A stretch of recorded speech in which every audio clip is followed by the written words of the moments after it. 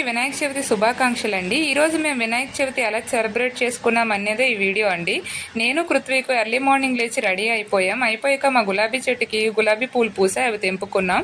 ఇంకా మాకు పాలవిల్లి ఆనవాయితీ ఉంది. పాలవిల్లికి పసుపు రాసి కుంకుమ బొట్లు అవి పెట్టుకొని దాని చుట్టూరా అన్ని రకాల పళ్ళను కట్టుకొని గణపతి మీద పెడతాం గొడుగులాగా. ఆ తర్వాత మొత్తం ప్రాసెస్ అంతా కంప్లీట్ అయిపోయాక నిన్న ఒక 100 మట్టి వినాయకుడిని పంచుదాం అనుకుని 75 పంచామండి. అందులో ఒక వినాయకుడిని మేము ఇంటికి తెచ్చుకున్నాం పూజ చేసుకోవడానికి. ఇంకా ఎప్పుడు పుస్తకాలు వాటికి కూడా పసుపు కుంకుమ పెట్టుకుని గణపతి ముందు పెట్టడం మాకు పూర్వం నుంచి వస్తున్న ఆచారం, అది కూడా ఫాలో అయిపోయానండి. అన్ని దేవుడి ముందు సామాన్లన్నీ పెట్టుకున్నాక మా పృథ్వీకినైతే అస్సలు ఆపలేకపోయాము. పటం దగ్గరికి వెళ్ళడం, దండం పెట్టడం, దేవుడి దగ్గరికి వెళ్ళడం, రావడం.